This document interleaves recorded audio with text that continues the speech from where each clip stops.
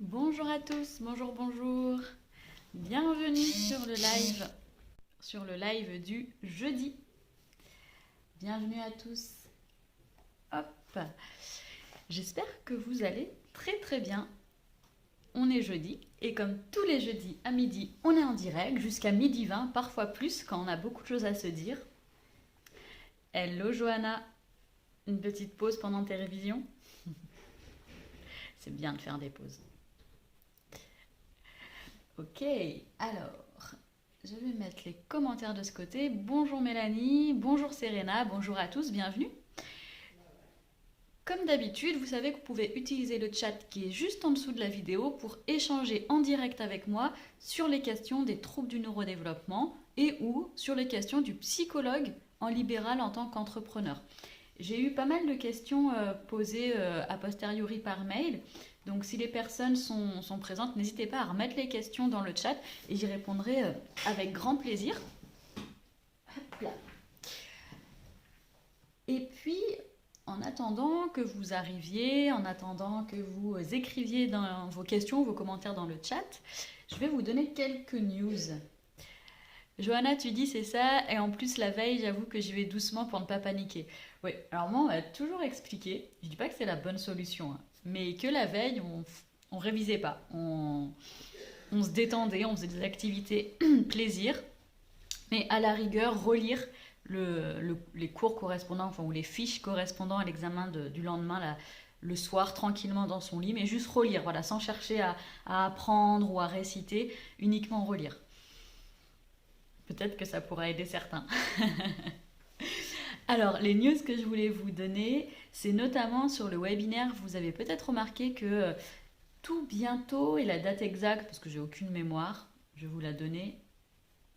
La date exacte, c'est la semaine prochaine, le 27 mai, à 14h, 14h, 14h30, il y a un webinaire de prévu sur les questionnaires briefs. Et ce webinaire, il est réalisé, il est gratuit, et il est réalisé avec Ogreffe, les éditions Ogreffe France. Et je serai en direct avec Gaëlle, qui est psychologue clinicienne et psychologue conseil aux éditions Ogreffe France. Et pourquoi je vous en parle? Parce que Marion vous en a déjà parlé mardi. Je vous en parle parce qu'il y a plus de 500 inscrits. Et je suis hyper et agréablement étonnée. Je suis très très contente que ça vous plaise, que ça plaise en tout cas à un grand nombre d'entre vous. On va effectivement, lors de ce webinaire, parler des briefs à la lumière du logiciel HTS, qui permet de faire les cotations en direct. On va vous parler de ça, on va vous reparler de la brief, on va parler de l'aspect écologique de la brief, on va faire aussi beaucoup de liens avec la clinique. Et dans ce webinaire, je vais avoir en tout cas j'aurai la mission de parler de la clinique, de l'utilisation en clinique de ces questionnaires. Alors Johanna, au sujet de tes révisions, tu dis voilà j'ai relu un peu mais ensuite je vais me détendre. Mais oui, va te détendre, il faut. Carton plein pour ce webinaire, c'est génial. Effectivement, c'est vraiment super top. Pour nous, c'était un test avec les éditions Ogreffe France de proposer des webinaires gratuits avec des contenus pertinents pour les psychologues cliniciens. Et on s'est lancé en fait. On a dit bon ben on essaye, ça marche pas, tant pis, si ça intéresse personne, et ben voilà, c'est pas grave, il faut essayer pour savoir si c'est intéressant pour les gens. Et 520 inscrits, il y aura un replay, c'est marqué là. Attention, vous savez que maintenant je le dis à chaque fois, dès qu'on me demande s'il y a un replay, je tue un panda dans Minecraft. Je vais faire un gif d'ailleurs ou un mème ou une petite animation où je vais me filmer dans Minecraft en train de tuer un panda et je vous la passerai à chaque fois qu'il y a la question est-ce qu'il y a un replay. Il y a toujours des replays. Et donc il y aura un replay pour cette conférence avec Gaëlle Nelson de chez Ogreffe France.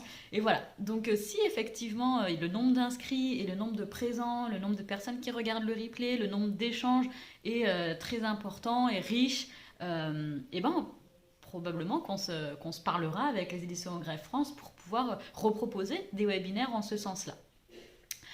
Le panneau est visible à l'envers ici, ouais, parce que tu vois, c'est la caméra et du coup, je pense qu'il n'y a pas l'effet miroir sur les options de mon téléphone qui sont activées et donc, ouais, tu vois un miroir. Je sais pas comment on fait, peut-être ça? Non?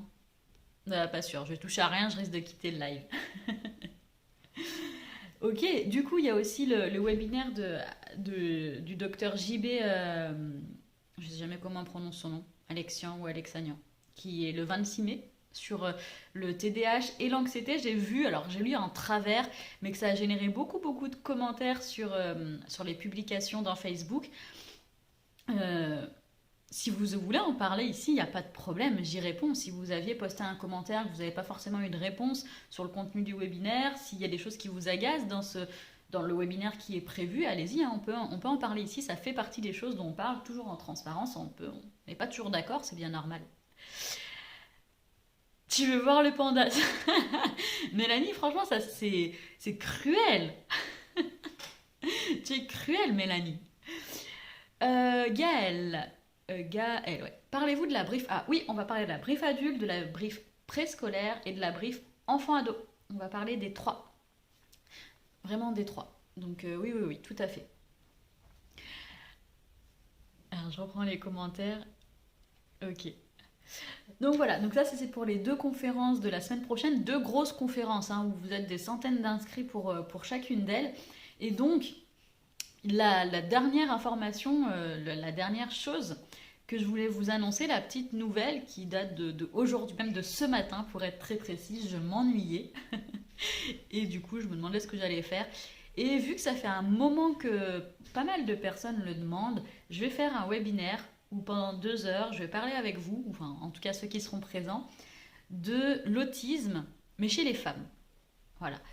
On va parler, c'est une avant-première. Et pareil, c'est un essai, si ça marche pas, c'est pas grave, on fera autre chose.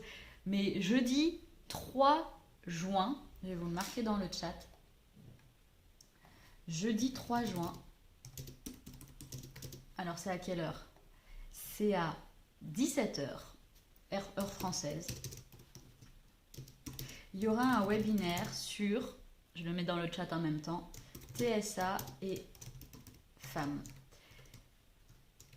Vous trouverez le lien sur la page Facebook.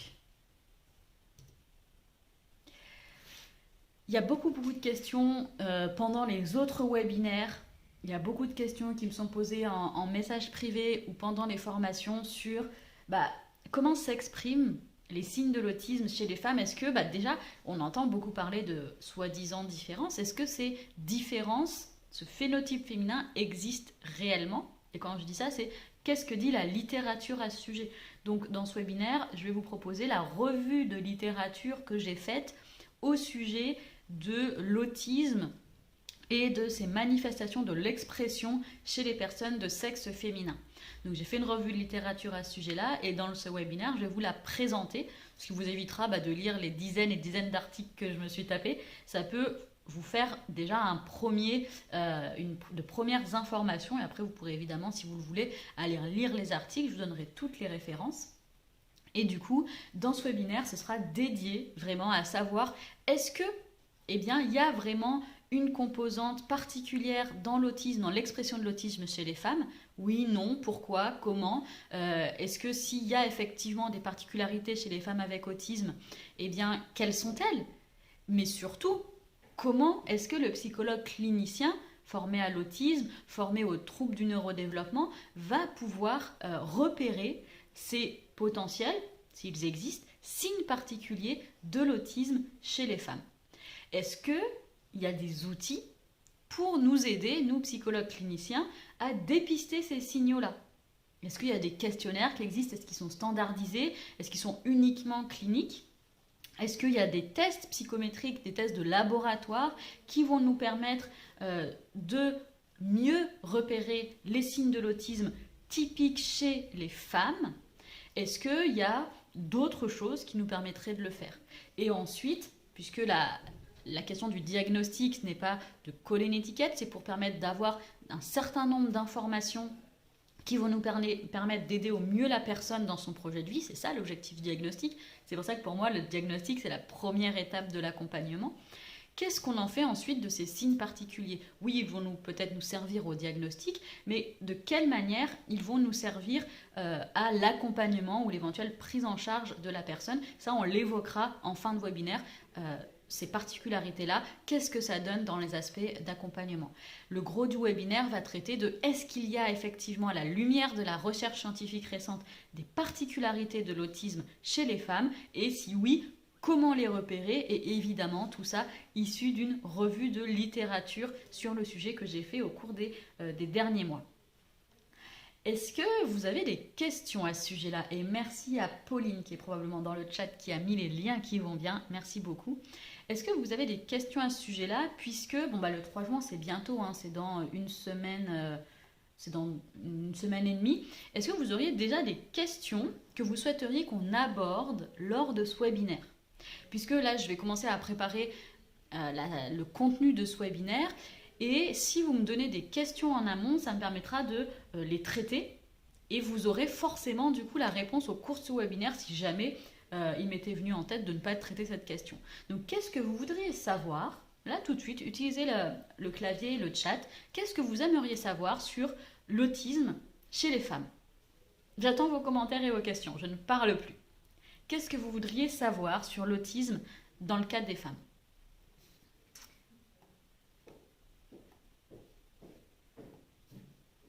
C'est vous qui me dites. Quelles sont les questions que vous posez? Est-ce que vous avez le cas au cabinet ou en consultation publique, à l'hôpital ou en clinique? Est-ce que vous avez ces situations-là? Comment faites-vous quand vous êtes confronté à une femme qui pourrait présenter des signes d'autisme? Est-ce que peut-être déjà vous vous rendez compte que vous êtes passé à côté? Est-ce que vous savez qu'il y a des particularités, mais par contre, comment les évaluer?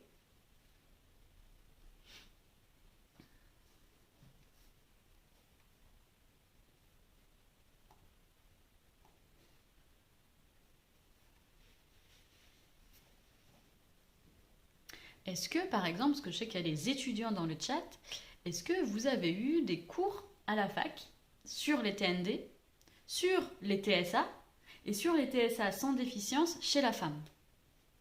Oui ou non? Ça, j'aimerais bien le savoir aussi. Est-ce que vous avez eu des cours spécifiques en ce sens dans les cours universitaires? Ça se trouve, ça fera l'objet d'un examen, j'en sais rien, ce serait le hasard. Et du coup, le webinaire arriverait trop tard parce que je sais que certains d'entre vous, comme Johanna par exemple, les examens c'est fin de semaine, début de semaine prochaine, donc ce sera trop tard.